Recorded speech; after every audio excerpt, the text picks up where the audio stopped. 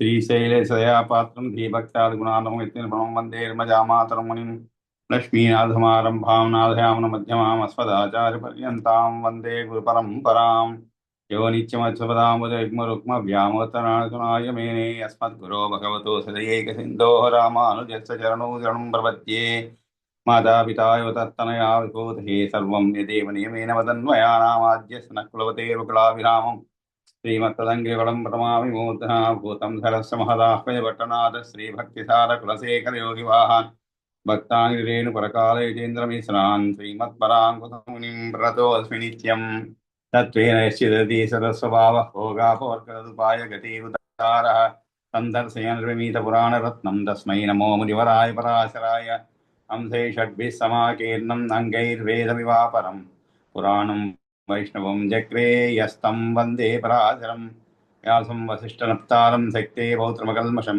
पराशरात्मजं वन्दे सुगतातं तपोनिधिं व्यासाय विष्णुरूपाय व्यासरूपाय विष्णवे नमो वै ब्रह्मनिधये वासिष्ठाय नमो नमः पुराणं वैष्णवं जैतस्सर्गिल्विषनाशनं विशिष्टं सर्वशास्त्रेभ्यः पुरुषार्थोपपादने भारते भगवद्गीता धर्मशास्त्रेषु मानवः वेदेषु पौरुषं सूक्तं पुराणेषु च वैष्णवं तत्कर्मेण बन्धाय यथा विद्याया विमुक्तये आयासाय परं कर्म विद्या अन्याशिल्पनैपुणं श्रीविष्णुचित्तपदपङ्कजसङ्गमाय तेतो मम स्पृहयति किमतः परेण नो चेत् ममावेतिशेखरभारतीनां भावः कथं भवितुमर्हति वाग्मिधेयः नारायणं नमस्कृत्य नरं चैव नरोत्तमं देवीं सरस्वतीं चैव ततो जयमुदीरयेत् शान्ताकारं भुजगसेनं पद्मनाभं सुरेशं विश्वाकारं गगनसदृशं मेघवर्णं सुवाङ्गं लक्ष्मीकान्तं कमलनयनं योगिरुध्यानगम्यं वन्दे विष्णुं भावयहरं सर्वलोकैकनाथं सशङ्खचक्रं सकिरीटकुण्डलं सपीतवस्त्रं सरसीरुहेक्षणं सहारवक्षस्थलशोभिकौस्तुभं नमामि विष्णुं शिरसा चतुर्भुजम् మనం శ్రీ విష్ణు పురాణంలో తృతీయ అంశం చదువుకుంటున్నామండి. ఈ తృతీయ అంశంలో కూడా 18వ అధ్యాయం అన్నమాట. అంటే ఇది యొక్క తృతీయ అంశంలో చివరి అధ్యాయం అన్నమాట. దీంట్లో దానికి ముందు మనం 17వ అధ్యాయంలో అంటే అంతకుముందు నుంచి కూడా గృహస్థ ఆశ్రమం యొక్క లక్షణాలు వాటి గురించి చెప్పుకుంటూ వచ్చాము. ఆ తర్వాత ఇక్కడ ఒకసారి దేవతలను తర్వాత రాక్షసుల యుద్ధం జరిగినప్పుడు ఆ యుద్ధంలో దేవతలు అభయాన్ని పొందుతారనమాట.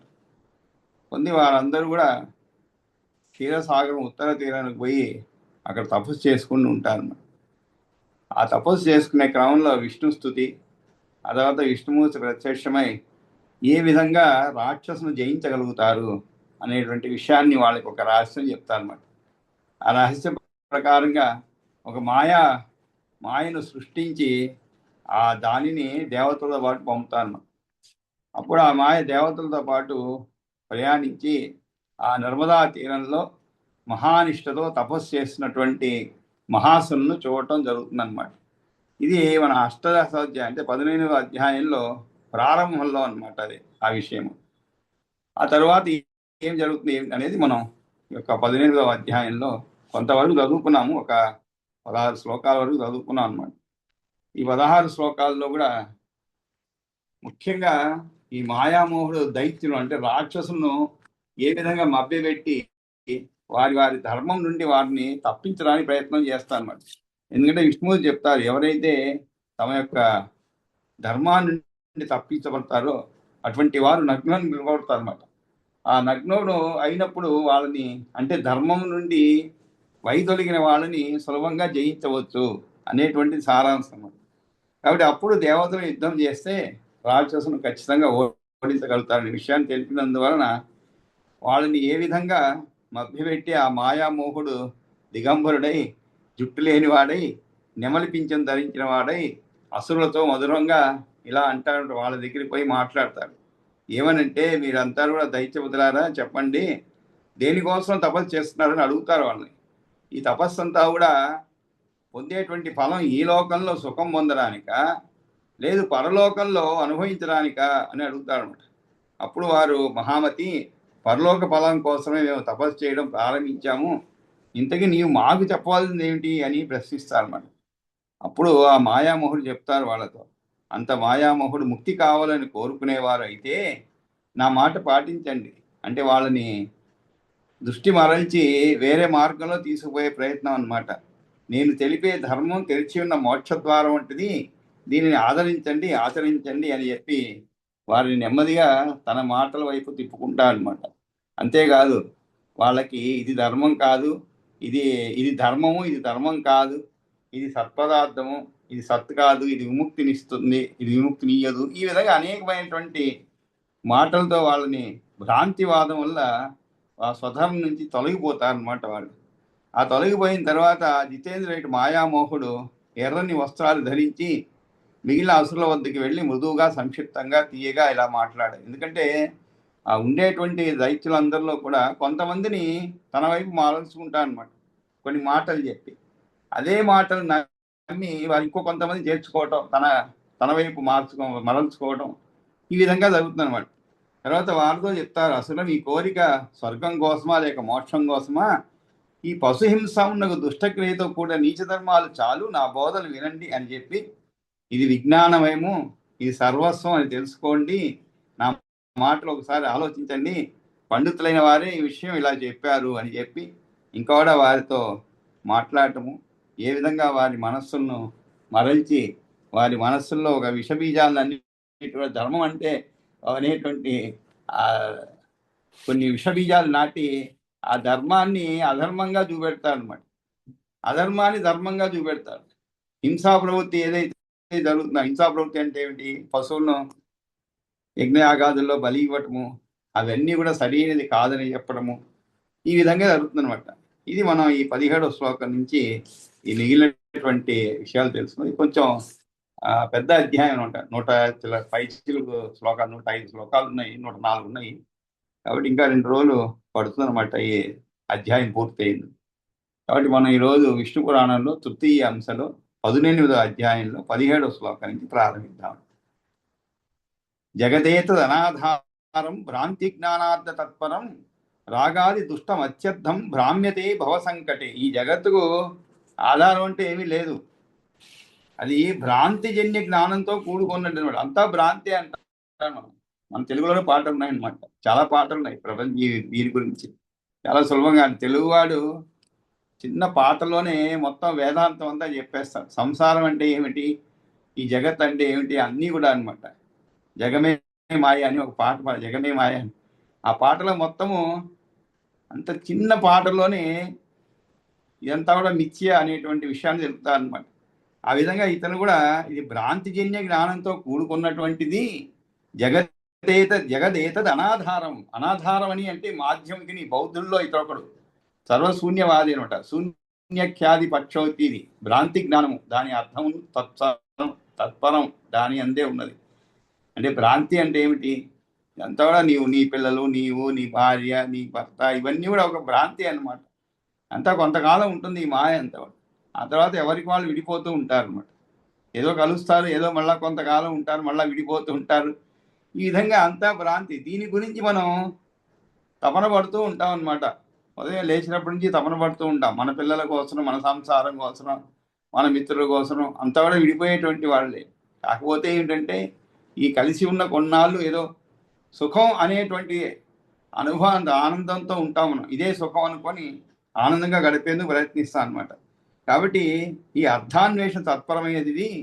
రాగమున్నకు దోషాల వల్ల మిక్కిలి దుష్టమైనది. జగత్తు దేనిపైన ఆధారపడి లేదు. ఒకదాన్ని చూసి మరొక వస్తువుగా భ్రమపడే జ్ఞానం వలన పుట్టిన వస్తువుపై ఉన్నది. రాగద్వేషాల చేత దుష్టము చెడినది. సంసారం అనే సంకటము అంటే ఇరకాటములో పడి ముందుకు వెనుకకు లేక క్రిందికి పైకి తిరుగుతున్నది. రాగం ఉన్నకు దోషాల వల్ల, రాగాది దుష్టం అత్యర్థం. అత్యర్థం అంటే చాలా ఎక్కువ అని అర్థం. రాగాది దోషం, రాగం ఉన్నకు దోషాల వల్ల మిక్కిలి దుష్టమైనది. ఇది సంసార సంకటంలో తిరుగుతుంది. అందులో ఒకసారి పడిపోయిన తర్వాత ఇంకా బయటికి వచ్చేదంటూ ఉండదండి. ఇవన్నీ మనందరికీ స్వానుభవమే. ఏదో ప్రత్యేకంగా చెప్పుకోవాల్సిన, ఒకరు చెప్పి ఒకరు తెలుసుకోవాల్సిన అవసరం లేదు. మనందరూ ఇక్కడ తత్కాలశం ఉన్న అందరికీ కూడా సంసారం ఎటువంటిది ఏమిటనేది స్వానుభవమే అన్నమాట. దీంట్లో మనం కావాలని పడలేదు, కానీ బయటికి పోవాలని అనుకోలేదు, కాబట్టి దీంట్లోనే ఉంటామన్నమాట. ఒకవేళ 2 రోజులు 3 రోజులు ఒక్కోసారి విరక్తి కలిగి ఏదో అనుకుంటాం ఈ సంసారాన్ని వదిలిపెట్టి వెళ్ళిపోవాలని. అటు స్త్రీలు కానీ పురుషులు కానీ. స్త్రీలు అయితే రోజు ఒకసారి అనుకుంటుంటారు, వేదవ జీవితం ఈ సంసారంలో పడ్డాను వచ్చి అని. ఆ వద్దంటే కూడా పెళ్లి చేసుకున్నాను, లేదు ఇలా చేశారు, అలా ఏదో ఒకటి అంటూ ఉంటాం అనమాట. కానీ ఏం చేస్తాము, ఇంకా అలాగే ఉండిపోతాం అంతే. కాబట్టి ఈ సంసార సంకటంలో తిరుగుతూ ఉంటుందన్నమాట.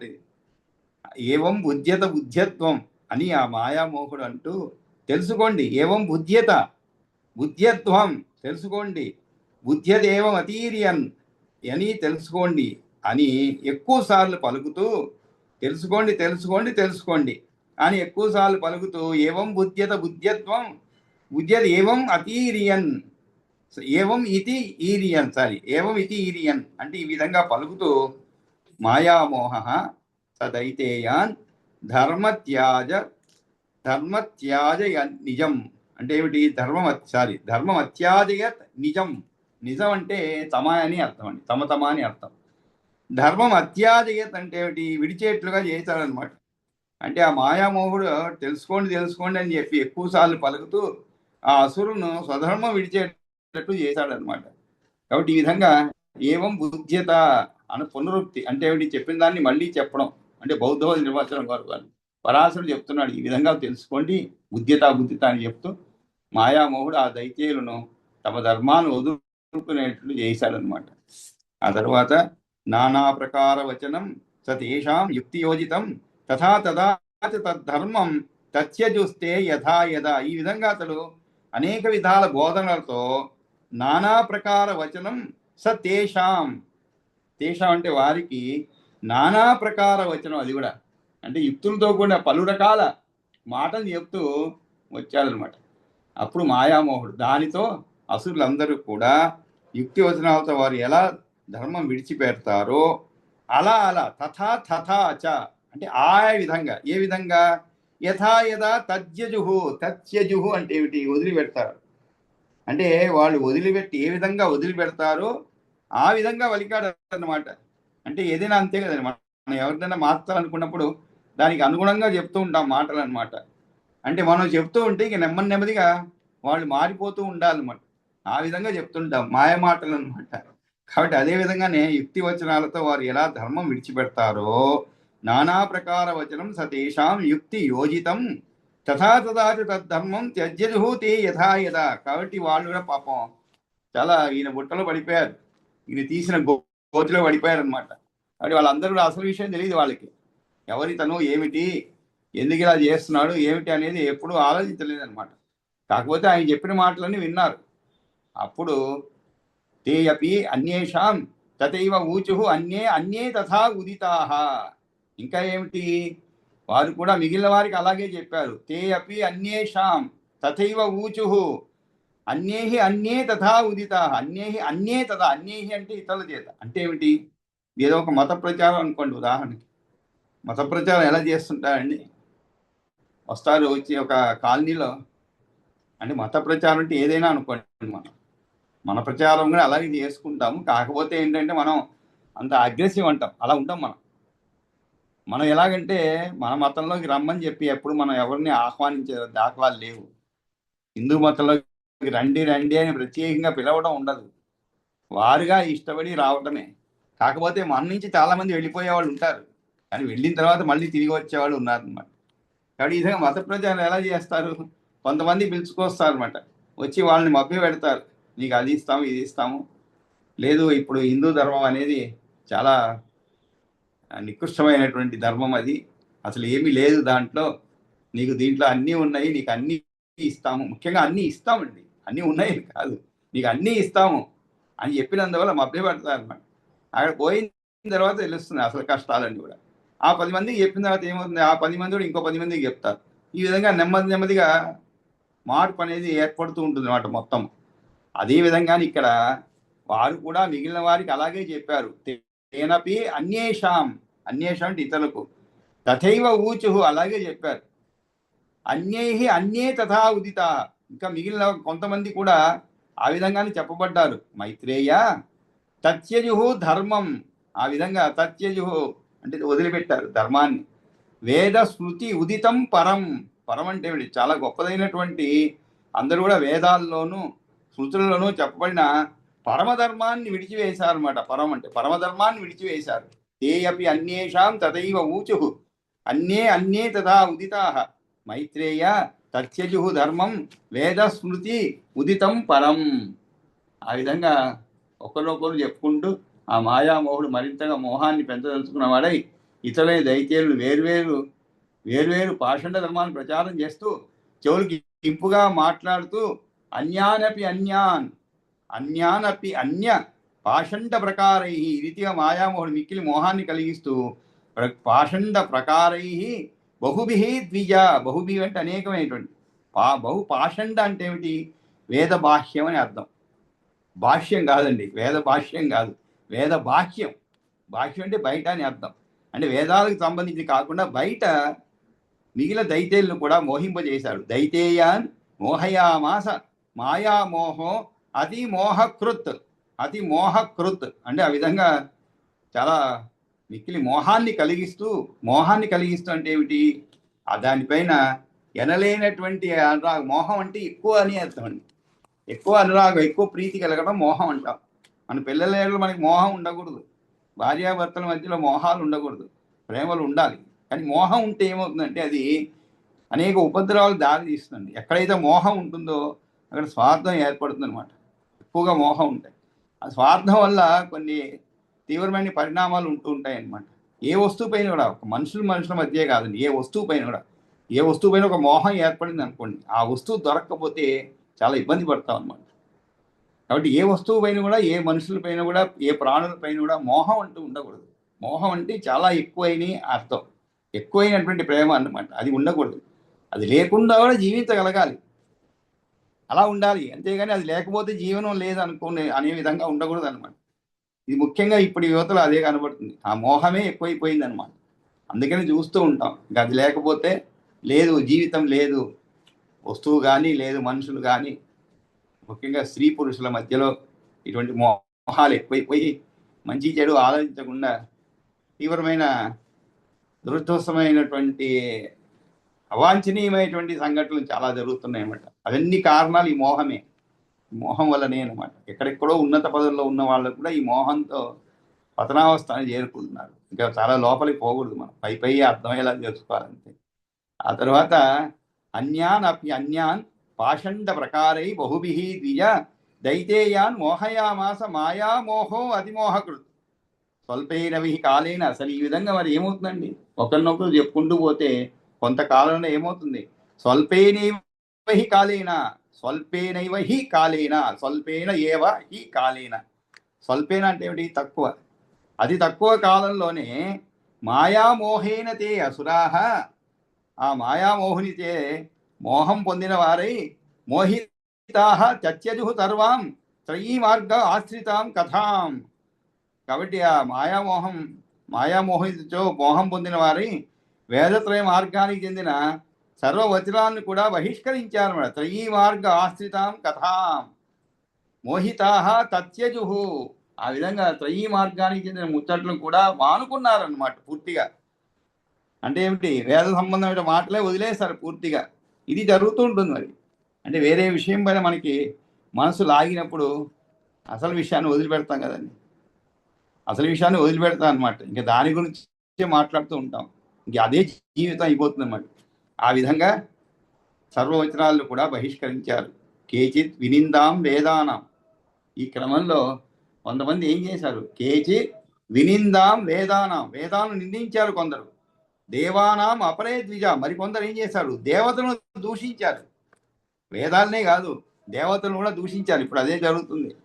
బ్రాహ్మణులు అంటే చెప్పకూడదు, కానీ బ్రాహ్మణుల వ్యతిరేకంగా ఈ వేదాలు ఇవన్నీ కూడా సనాతన ధర్మం అనేది ఒక బూజు పట్టేదని అనేక విధాలుగా ఏవో మాట్లాడుతూ ఉంటారు అన్నమాట. అంటే తెలియటువంటి వాళ్ళు దానికి ప్రజలే మధ్యలో బుద్ధి చెప్తూ ఉంటారు, వాళ్ళ మార్గాల్లో చెప్తూ ఉంటారు. అలా మాట్లాడిన వాళ్ళకి ఏ విధంగా బదులు ఇవ్వాలో ఆ విధంగా బదులు ఇస్తూ ఉంటారు. ఇవన్నీ ప్రస్తుత కాలంలో జరిగేటువంటి విషయాలన్నమాట. కాబట్టి ఆ విధంగానే పురాణాల్లో కూడా ఈ మాయామోహుడు వాళ్ళందరినీ కూడా ఆ విధంగా మార్చి చివరికి ఎలా చేశాడు, కొందరు వేదాలను నిందించారు. ఇది ఇప్పటిది కాదండి, పురాణాల కాలం నుంచి కూడా వస్తూనే ఉన్నది ఈ విధమైనటువంటి సంఘంలో. ఒక మతం అంటే, ఒక వేదాలంటే ద్వేషం అనేది జరుగుతూనే ఉంటుంది. కానీ దానివల్ల ఇంకా ఎక్కువగా బలపడుతూ ఉన్నది అన్నమాట. అటువంటి ఎప్పుడైతే అటువంటి దాడి జరుగుతుంటుందో ఆ దాడి వల్ల ఇంకా హిందూ ధర్మం, వేదాలు ఇవన్నీ కూడా ఇంకా బలపడుతూ ఉన్నాయన్నమాట. ఆ విధంగా మరికొందరు ఏం చేస్తారు, దేవతను దూషించారు. దేవానాం అపరే ద్విజా కేచిత్ వినిందాం వేదానాం, అంటే వేదాం నిందించారు. దేవానాం అపరే ద్విజ, ద్విజ అంటే ఓ ద్విజశ్రేష్ఠ. వేదానాం అపరే అంటే వేదాలను, సారీ దేవానాం అపరే. కొంతమంది ఏం చేశారు, దేవతలు అంటే వాళ్ళు కొంతమంది వేదాలని, కొంతమంది దేవతలను, యజ్ఞ కర్మ కలాపస్య, అంతేకాదు ఇంకొందరు యజ్ఞ క్రియాకలాపాన్ని, యజ్ఞ కర్మ కలాపస్య తథా అన్యేత ద్విజన్మనాం, వేరే కొందరు బ్రాహ్మణులను హింసించారనమాట. యజ్ఞ క్రియాకలాపాన్ని బహిష్కరించారు. యజ్ఞ కర్మ కలాపస్య తథా అన్యేత ద్విజన్మనాం. కాబట్టి ఈ విధంగా ఒక్కొక్కరు ఒక్కో విధంగా తాము ఎన్నుకున్నటువంటి మార్గాన్ని అవలంబిస్తూ ఈ విధంగా హేళన చేయటము బ్రాహ్మణులను, తర్వాత యజ్ఞకర్మను దూషించారు. ఆ విధంగా మరికొందరు దేవతలను నింద చేయగా మరికొందరు ఏం చేశారు, వేదాన్ని నిందించారు. ఈ విధంగా అనేక విధాలుగా కూడా వాళ్ళు దుష్ట మార్గంలో పయనిస్తూ ఉన్నారు అన్నమాట. అప్పుడు నా ఏతదుక్తి సహం, నా ఏతదుక్తి సహం వాక్యం హింసా ధర్మాయ చేప్యతే, ధర్మం కోసమై హింస చేయవచ్చు అన్న ఈ వాక్యం యుక్తి సహంగా లేదు. ఎందుకంటే మనం కూడా ఒక్కోసారికి ధర్మం కోసం హింస చేయొచ్చు, అంటే జంతువులు ఇవన్నీ చేస్తూ ఉంటాము. ఈ ధర్మం కోసం ఇలాంటి చెయ్యొచ్చు అనేటువంటిది సరైనది కాదు. హవింషి అనల దగ్ధాని, హవింషి అనల దగ్ధాని, అనలం అంటే అగ్ని అండి. అనల దగ్ధాని అంటే ఏమిటి, అగ్నిలో వేల్చబడేటువంటి హవిస్సులు ఫలాన్ని ఇస్తాయి అనే మాట జ్ఞానశూన్యులు పలికేది. అంటే ఈ యజ్ఞయాగాదులు ఆ రోజులే కాదండి, ఈ రోజుల్లో ఉన్నారు. యజ్ఞయాగాదులను నమ్మనటువంటి వాళ్ళు ఈ రోజుల్లో ఉన్నారు, ఆ రోజుల్లోనే కాదు. అటువంటి రాక్షసులు ఈ రోజుల్లో ఉన్నారనమాట. కాకపోతే ఈ రోజుల్లో ఏమిటంటే ఎవరికి వారే అన్నట్లుగా అటువైపు ద్వేషించేవారు, ఇంకొక వైపు ఇద్దరు కూడా సమాంతరంగా ప్రయాణిస్తూనే ఉంటారు. ఇప్పుడు కూడా మధ్య మధ్యలో కలుసుకుంటూ ఉంటారు. కలుసుకోవడం అంటే ఏమిటి, చేతులు కలుసుకుంటాయి మధ్య, అది తీవ్ర రూపం దాల్చినప్పుడు.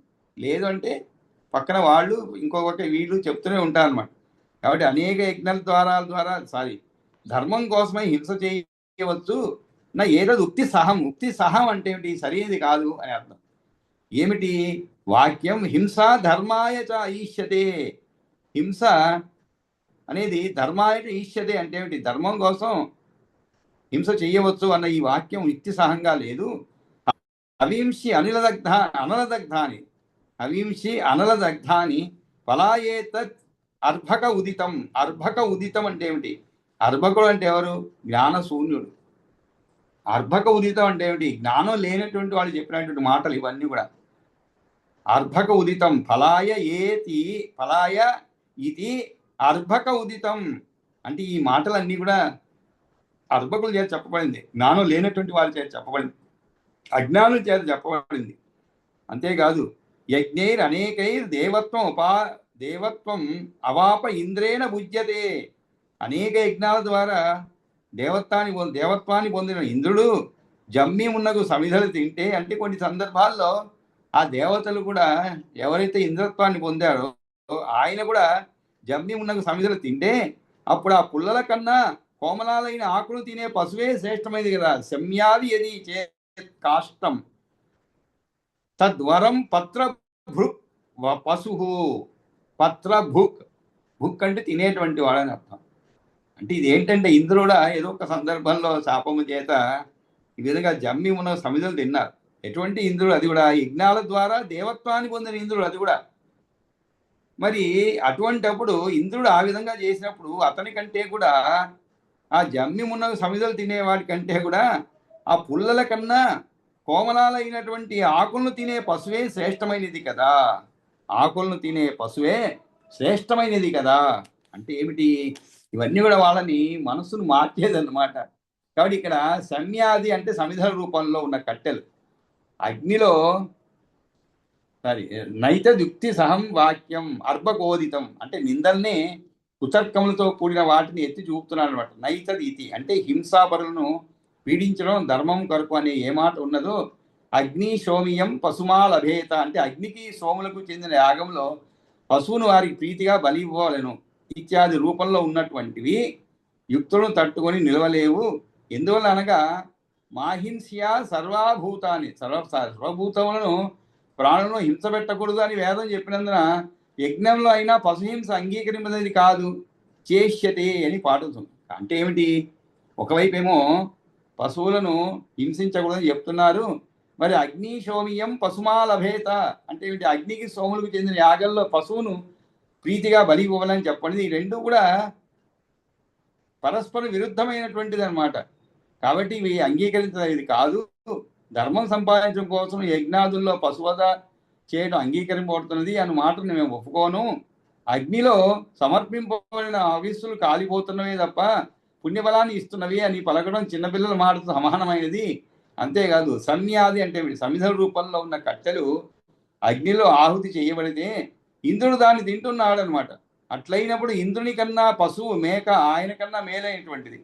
ఎందువల్లనంటే గట్టిదైన కట్టెలు తినే ఇంద్రుడి కంటే మెత్తగా ఉండే ఆకులను ఆరగించేది మేక కనుక. అంటే మామూలుగా ఏం చేస్తామండి, సమ్యాది అంటే సమిధల రూపంలో ఉన్న కట్టెలు ఏం చేస్తారు, అగ్నిలో ఆహుతి చేయబడితే ఇంద్రుడు దాన్ని తింటున్నాడు అన్నమాట. అట్లయినప్పుడు ఇంద్రుని కన్నా పశువు మేక ఆయన కన్నా మేలైనటువంటిది. ఎందువల్లనంటే గట్టిదైన కట్టెలు తినే ఇంద్రుని కంటే మెత్తగా ఉండే ఆకులను ఆరగించేది మేక కనుక. ఇంద్రుడు 100 కొద్ది యజ్ఞాలు చేసి దేవత్యమును పొంది సన్యాసులు భుజించేటట్లయితే ఆయన కన్నా ఆకులను మేసే మేక మేలైంది కదా. అంతేకాదు ఇంకా ఘోరమైనటువంటి ఒక తర్కాన్ని వాళ్ళ ముందు పెడుతున్నాడు. ఏమిటంటే నిహతస్య వసోరి యజ్ఞే స్వర్గప్రాప్తిరపి స్వర్గప్రాప్తిరి అది ఇష్యతే స్వపిత యజమానైన కిన్న తస్యాన్న హన్యతే. ఇంకా ఒక గొప్ప తర్కం చెప్తున్నాడు వాళ్ళకి. ఏమిటంటే యజ్ఞంలో వధించబడినటువంటి పశువుకు స్వర్గలోకం లభిస్తే, ఎందుకంటే యజ్ఞంలో పశువును వధిస్తే దానికి సద్గతి కలుగుతుందని నమ్మకం అనమాట. కాబట్టి ఆ విధంగా యజ్ఞంలో చంపబడిన పశువుకు సద్గతి కలిగేటట్లయితే యజ్ఞం చేసే యజమాని సద్గతి కొరకు తన తండ్రిని ఎందుకు చంపడం లేదు? అంటే అంటే మనం ఏదో చేసి స్వర్గాన్ని పితృ స్వర్గాన్ని పంపించాలనుకున్నప్పుడు నేరుగా వాళ్ళని తీసుకుపోయి ఆ యొక్క యజ్ఞం చేసేవాడే తండ్రికి కూడా స్వర్గప్రాప్తికై ఏం చేయొచ్చు, ఆయన్నే చంపవచ్చు కదా. ఎందుకంటే యజ్ఞంలో వధించబడిన పశువుకు స్వర్గలోకం లభిస్తే మరి తండ్రినే చంపవచ్చు కదా. చూడండి ఎంత క్రూరమైనటువంటి ఆలోచన. మరి అలాగే ఉంటుందండి. ఎవరన్నా మనసు మార్చాలి అంటే ఇటువంటి క్రూర ఆలోచనలు చాలా సులభంగా వాళ్ళ పైన పనిచేస్తుంది అనమాట.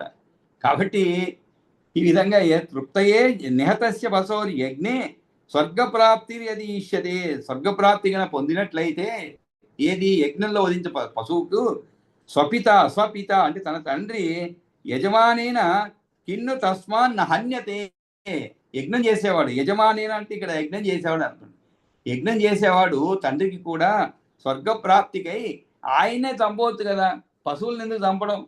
పశువుని చంపి దానికి ఏదో స్వర్గప్రాప్తి పొంది ఆ తర్వాత యజ్ఞం వల్ల ప్రయోజనం పొందే బదులు నేరుగా తన పితరుడు సద్గతి పోవడం ఇష్టం లేదా ఏమి మరి? అలా అయితే మరి నేరుగా యజమాని తన తండ్రిని ఏ కారణం చేత బలిపెట్టకుండా ఉంటున్నాడు అని చెప్పి ఒక అంటే ఇటువంటి తర్కము ఆలోచింపజేసేది అనమాట. ఇది కూడా మనకు కూడా ఎవరన్నా ఇలా చెప్తే ఓ సరిగానే ఉంది, కరెక్ట్గానే ఉంది అనిపిస్తుంది మనకు కూడా.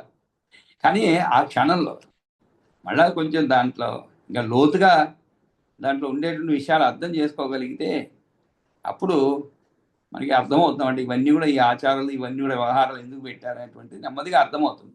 కానీ పైన చూసినప్పుడు ఇవన్నీ కూడా అనవసరపడే ఆచారాలే అనేది మనకి అనిపిస్తూ ఉంటుందన్నమాట. ఆ తర్వాత తృప్తయే జాయతే పుంసో భుక్తం అన్యేన చేత్తత కుర్యా శ్రాద్ధం శ్రమాయ అన్నం నా వహేయు ప్రవాసిన. ఒకడు అన్నం తింటే మరో పురుషునికి తృప్తి కలిగేటట్లయితే ప్రవాసం చేసేవాళ్ళు అన్నం మోసి పట్టుకుని వెళ్ళడం ఎక్కువ శ్రమ అవుతుంది కదా, శ్రాద్ధం పెడితే సరే. చూడండి అంటే మామూలుగా శ్రాద్ధం ఎందుకు పెడతామండి? శ్రాద్ధంలో ఎవరో ఒకరు అన్నంను భుజించారు, ఎవరో బ్రాహ్మణ్ణి తీసుకొస్తాం, అదే బ్రాహ్మణ్ణి పట్టుకొస్తాం, శూద్రుని కూర్చోబెట్టం. ఒక బ్రాహ్మణ్ణి, సద్బ్రాహ్మణ్ణి, దానికి చాలా లక్షణాలు ఉన్నాయి, అటువంటి కూర్చోబెట్టే దానికి కూడా మనం చదువుకున్నాం. శ్రాద్ధంలో ఎటువంటి బ్రాహ్మణ్ణి కూర్చోబెట్టగలుగుతాం అనేది కూడా మనం చదువుకున్నాం అనమాట. ఆ విధంగా బ్రాహ్మణ్ణి శ్రాద్ధంలో ఎవరో ఒకరు అన్నం భుజిస్తే అక్కడ మన పితృదేవత తిన్నట్లుగా మనం భావిస్తాం. అలాగైతే వేరెవరో ఒక తృప్తి కలిగింది అన్నట్లయితే ఎవరన్నా దూరదేశాలు పోతున్నారు అనుకోండి, ఉదాహరణకి మన అబ్బాయో అమ్మాయో అమెరికా పోతున్నారు, వాళ్ళతో పాటు అన్నం కావాల్సిన ఎందుకు తీసుకోవడం, హాయిగా మనం ఇక్కడ కూర్చొని భోజనం చేస్తుంటే వాళ్ళు భోజనం చేసినట్లుగా అవ్వచ్చు కదా అని రాక్షసులకి ఈ మాయామోహుడు ప్రశ్నిస్తున్నాడు. అంటే తత్వం అన్నమాట. కాబట్టి అన్నట్లయితే దూరదేశాలకు ప్రయాణించేవారు తమ వెంట చద్ది మూటలు మోసుకొని పోవడం మానుకోవడం మంచిది. అప్పుడు ఏమవుతుంది, తన గ్రామంలో ఉన్న పుత్రాదులు ఎవరో ఒకరు దేశాంతరం పోయిన వాటిని గురించి శ్రాద్ధం పెడితే సరి, వీళ్ళు తినేదే కాదు, శ్రాద్ధం పెడితే సరి అంట. ఎందుకంటే శ్రాద్ధం ఎప్పుడు పెడతాం మామూలుగా అంటే మన పితృదేవతలు పెడుతుంటాం, పైన ఉండే వాళ్ళ కోసం పెడుతుంటాం, వెళ్ళిపోయిన వాళ్ళు, స్వర్గంలో చేరిన వాళ్ళకి. కానీ ఈయనేముంటున్నా అంటే స్వర్గమైనా ఒకటే, వేరే దేశమైనా ఒకటే కదా, వేరే దేశం పోయిన వాళ్ళకి ఆహారం వాళ్ళు మోసుకుపోయేది ఎందుకు? చూడండి ఎట్లా ఆలోచన, వాళ్ళు మోసుకోవాల్సిన అవసరం లేదు కదా, శుభ్రంగా వాళ్ళకి శ్రాద్ధం పెట్టేస్తే ఆ శ్రాద్ధాన్ని వాళ్ళు తింటారు కదా. ఎలాగైతే మామూలుగా ఇటువంటి నమ్మకంతో మనం శ్రాద్ధాలు పెడుతుంటాం కదా అని చెప్పి ఒక విచిత్రమైనటువంటి ఆలోచనలు, అంటే ఎంత దుష్టవ ఆలోచనలు చూడండి. ఒకరు కడుపారా ఆలగించితే మరొకరు తృప్తి కలిగేది నిజమైతే అప్పుడు ఇతర దేశాలకు వెళ్ళే బాటసార్లు కష్టపడుతూ చద్దులు మోసుకుని పోవాల్సిన అవసరం లేదు. ఊళ్ళో ఉన్న వాళ్ళు తద్దినం పెడితే సరిపోదా, అది కూడా తద్దినం పెడితే అన్నాడు, ఈ ఊళ్ళో వాళ్ళు తింటే సరిపోదా అనలేదు, తద్దినం చేస్తే సరిపో. మనకి భారతంలో కూడా ఒక సందర్భంలో, అంటే ఇటువంటిది కాదనుకోండి, ఇలాంటిదే ఒక సందర్భంలో శ్రీకృష్ణుడు ద్రౌపది ఈ ఒక గర్వం, అంటే ఆమెకి చాలా గర్వం ఉండేదంట. అంటే తాను పాత్రలు కడగటంలోను, అన్నాలు వడ్డించడంలో గాను, తయారు చేయటంలో గాను చాలా చక్కటి నైపుణ్యం కలది అని. ఒక సందర్భంలో దుర్వాస మహాముని ఎవరో తన యొక్క శిష్యులతో వేం చేస్తారనమాట. అరణ్యవాసంలో ఉండగా అనుకుంటాను, అంటే కరెక్ట్గా తెలియదు. అప్పుడు ఈమె చత్తరపడుతూ ఉంటుంది, ఏం చేయాలి ఎలాగని చెప్పి. అంతమందికి ఎలా భోజనం వడ్డించేది, అంత అందులో ఆయన దుర్వాస మహాముని అసలే కోపస్తున్నాయి. అందుకని ఏం చేస్తాడంటే అప్పుడు శ్రీకృష్ణుడు ఈమె చాలా ఆతృతతో ఉంటుందన్నమాట, ఎలా ఏం చేయాలని చెప్పి. అప్పుడు శ్రీకృష్ణుడు నువ్వు కరిగినటువంటి పాత్రను ఒకటి తీసుకురమ్మంటాడు. తీసేస్తే దాంట్లో ఒకే ఒక మెతుకు ఉంటుంది, ఆ మెతుకు తాను నోట్లో వేసుకోగానే అక్కడ ఉన్నటువంటి వాళ్ళందరూ కూడా భోజనం చేసినట్లుగా వాళ్ళకి తృప్తి అనిపిస్తుంది అనమాట. తేపులు వస్తాయన్నమాట, అంటే ఎక్కువగా భోజనం చేస్తే ఎలా ఉంది అలా, అంటే ముక్తాయాసాలు ఏర్పడతాయన్నమాట అందరికీ కూడా. ఆ విధంగా ఈయన ఏమంటున్నా అంటే ఎక్కడో ఎవరు ఏదో దేశానికి పోతున్నా అనుకోండి, ఎవరైనా ఆ రోజుల్లో సత్తిమూట కట్టుకొని పోవడం అలవాటు. ఆ రోజుల్లో కాదు, ఈ రోజుల్లోనే కాస్త ఆచారవంతులు బయట తిన్నటువంటి వాళ్ళు చాలా మంది ఉంటారండి ఇప్పటికి కూడా. ఇంకా కొంతమందికి అయితే బాగా అలవాటు అయిపోయింది, ఎక్కువ ప్రయాణం చేసేవాళ్ళు ఇంటి నుంచి ఏం తీసుకోబోరు, వాటర్ బాటిల్ పట్టుకోపోరు. అంతా కూడా ట్రైన్ ఎక్కగానే వాటర్ బాటిల్ కొనుక్కోవడం, ఆ తర్వాత ట్రైన్ ఎక్కేదానికి ముందో ట్రైన్ ఎక్కిన తర్వాతనో ఇవి ఉంటే ఫుడ్ ఆన్ ద వీల్ అనమాట. అంటే అలా మీరు ఆర్డర్ చేస్తే వస్తూ ఉంటాయి అనమాట. కాబట్టి పాత రోజులు అలా ఇలా సౌకర్యాలు లేవు. పాత రోజులు కాదు, 10-15 సంవత్సరాల ముందు కూడా ఇటువంటి సౌకర్యాలు లేవు. ఇప్పుడైతే ఎక్కడంటే అక్కడ తీసుకొచ్చి ఇస్తారు ఫుడ్. అప్పుడేమిటి, ఇంటి నుంచి బయలుదేరితే మూట కట్టుకొని బయలుదేరడమే అనమాట, దారిలో తినేందుకోసం, అంటే మరీ ప్రయాణాలు దూరం అయితే. కాబట్టి ఈయన ఏమంటున్నాడు, అలా దూర ప్రయాణం పోయే వాళ్ళు కట్టుకొని పోవాల్సిన అవసరం ఉండదు కదా, వాళ్ళకి శ్రాద్ధం పెట్టేస్తే సరే, ఇక్కడ కొడుకులో ఎవరో ఒకరు దాన్నే తిన్నట్టుగా వాళ్ళు తృప్తి పొందుతారు కదా అని ఇలా చెప్తున్నాడు అనమాట. కాబట్టి ఒకడు తిన్నానని చెప్పి తర్వాత ఇదంతా కూడా జన జన జన శ్రద్ధేయమిత్యేది అవగమ్య తతో వచ ఉపేక్ష శ్రేయసే వాక్యం రోచతాం యన్మయేరితం. ఇదంతా కూడా జనుల విశ్వాసమే. జన జన శ్రద్ధేయమితి ఏతద్ అవగమ్య అంటే తెలుసుకొని, ఏమిటి జనుల విశ్వాసమే ఇది. అని తెలుసుకొని ఉపేక్ష వహించి శ్రేయస్సు కొరకై ఇష్టమైతే ఉపేక్ష శ్రేయసే వాక్యం రోచితాం యత్ మరి మయా ఈరితం. ఇక నేను చెప్పేటువంటి మాటలు పాటించండి, ఇష్టమైతే నేను చెప్పిన మాట పాటించండి. కాబట్టి ఇవన్నీ కూడా వదిలిపెట్టండి. ఈ శ్రాద్ధాలు పెట్టడము, ఎవరికో పెడితే ఎవరు అంటే అది కూడా ఏదో ఒక బ్రాహ్మణుడే ఉండాలి, వాడికి కొన్ని లక్షణాలు ఉండాలి. ఈ లక్షణాలు లేనివాడు, ఇటువంటి లక్షణాలు ఉన్నవాడు, కొన్ని అవలక్షణాలు ఉన్నవాడు పనికిరాడు. ఇవన్నీ కూడా పనికిరాని మాటలు ఇవన్నీ కూడా. ఇక్కడ ఎవరో తింటే అక్కడ ఎవరో తృప్తి పొందటం ఇవన్నీ కూడా. కాబట్టి ఇవన్నీ వదిలిపెట్టి ఇదంతా విశ్వాసమే తప్ప వేరేమి లేదు. కాబట్టి ఇవన్నీ కూడా వదిలిపెట్టి నేను చెప్పిన మాటలు వినండి శుభ్రంగా. కాబట్టి ఈ యజ్ఞాదులన్నీ కూడా యుక్తికి తట్టుకొని నిలబడలేవు. అది కేవలము జనుల యొక్క శ్రద్ధ మాత్రమే. ఇందువల్ల మీరు యజ్ఞములు శ్రాద్ధాల విషయంలో ఉపేక్షించుటయే తగినది. మామూలుగా అయితే తగనిది ఉండాలి అక్కడ, కానీ ఈయన చెప్పడం ఏంటి, తగినది అంటున్నారు, ఉపేక్షించడం. కాబట్టి అసులారా, యజ్ఞాలు ఆచరించడం, శ్రాద్ధములు పెట్టడం అన్నింటినీ సాధారణ ప్రజలకు సంబంధించిన విశ్వాసము శ్రద్ధలు చెందినటువంటివే కనుక వీటిని పట్టించుకోకపోవడమే మంచిది. కనుక నేను మీకు చెప్పిన మాట మీకు శ్రేయస్సును కలిగించులని గట్టిగా నమ్మండి, ఆసక్తిని కలిగి ఉండండి అని చెప్పి నహి ఆప్తవాద నపసో నిపతంతి మహాసురాహ యుక్తివత్ వచనం గ్రాహ్యం అయా అన్యైశ్చ భవద్విదై. మీలాంటి వాళ్ళు ఏం చేయాలి? మహాసురులారా, ఆప్తవాక్యాలు అనేవి ఆకాశం నుంచి కిందకి ఊడిపడేవి కావు. నహి ఆప్తవాద నభసో నిపతంతి. నభస అంటే ఏమిటి? ఆకాశం. నభస్ అంటే నభసో నిపతంతి అంటే ఏమిటి? ఆకాశం నుంచి ఊడిపడదు. ఏదైనా మంచి మాట అనేది ఎక్కడి నుంచి వస్తుందండి? ఆకాశం నుంచి ఊడిపడుతుందా? కాదు. మనతో ఉన్నవాళ్ళు, తోటి వాళ్ళు చెప్తూ ఉంటారు, లేదు గ్రంథాల్లో ఉంటాయి. అంతేగాని అదేదో ఆకాశం నుంచి ఎవరు ఆకాశవాణి చెప్పేది కాదు మంచి మాట అనేది. కాబట్టి మహాసులారా, ఆప్తవాక్యాలు అనేవి ఆకాశం నుంచి క్రిందకు ఊడిపడేవి కావు. నహి ఆప్తవాద నభసో నిపతంతి. నిపతంతి అంటే పడటం అని. నిపతంతి అంటే పడేవి కావు. ఇదేదో చెట్లకు ఉన్న పండ్లు కింద పడేలాగా ఈ మంచి మాట అనేది పైనుంచి ఊడిపడవు. మహాసురాహ, కానీ ఏమిటి? యుక్తిమద్ వచనం గ్రాహ్యం. మీ వంటి వారైనా యుక్తియుక్తమైన మాటనే గ్రహించాలి. ఎవరు? మయా అన్యైశ్చ భవద్విదై. నా చేత కానీ, మయా అంటే నేనైనా, అన్యైశ్చ మిగిలిన వారైనా, భవద్విదై మీ వంటి వారైనా కూడా యుక్తిమత్ వచనం గ్రాహ్యం. యుక్తియుక్తమైన మాటనే గ్రహించాలి. గ్రాహ్యం అంటే గ్రహించాలి. కాబట్టి ఏదైనా ఒక యుక్తివంతమైనటువంటి మాట చెప్తే దాన్ని మీరు కానీ, నేను కానీ, మిగిలిన వారు ఎవరైనా సరే గ్రహించాలి. అంతేగాని ఏదో మంచి మాటలు ఆకాశం నుంచి పడేవి కావు. కాబట్టి ఆప్తవాదము అని పేరు కన్నా వేదమునందు ఉపేక్ష చేయడం ఎట్లా కుదురుతుంది అన్నట్లయితే చెబుతున్నాడు నహి అని. ఏమి? ఆప్తవాదములు పేరుతో కొన్ని మాటలు సహజమైనవి ఎక్కడా లేవు. కానీ ఏదైతే యుక్తివంతమైన వాక్యం ఉన్నదో దాన్ని నేను కానీ, మీరైనా, ఇంకా ఎవరైనా ఒప్పుకోవాల్సిందే. కాగా ముందు చెప్పినట్లు వేదవాక్యమునందు యుక్తి అనేది లేదు అని భావం అన్నమాట. కాబట్టి ఓ మహాసురులారా, ఆప్తవాదములు అనేవి ఆకాశంలో నుండి ఊడిపడవు. నేను కానీ, మీరు కానీ, ఇంకా ఎవరైనా సరే యుక్తితో కూడిన మంచి మాటలను గ్రహించవలసిందే. భవద్విదై అంటే మీలాంటి వాళ్ళ చేత. ఇత్తం ఉన్మార్గయాతేషు తేషు దైత్యేషు తే అమరాహ ఉద్యోగం పరమం కృత్వా యుద్ధాయ సముపస్థితా. ఇక్కడ కాచుకొని ఉన్నారు దేవతలు, ఎప్పుడెప్పుడు యుద్ధానికి పోదామా అని చెప్పి. అంటే అవమానాన్ని భరించలేకుండా ఉన్నారన్నమాట. అందులో ఈ మహాయమోహుని పంపించారు. ఎంత త్వరగా పని ముగిస్తే అంత మంచిది అనుకుంటున్నారు దేవతలు. కాబట్టి ఇలా రాక్షసులు, దైత్యులు, అసురులు అందరూ కూడా వేద మార్గం తప్పేసరికి ఇత్తం ఉన్మార్గ యాతేషు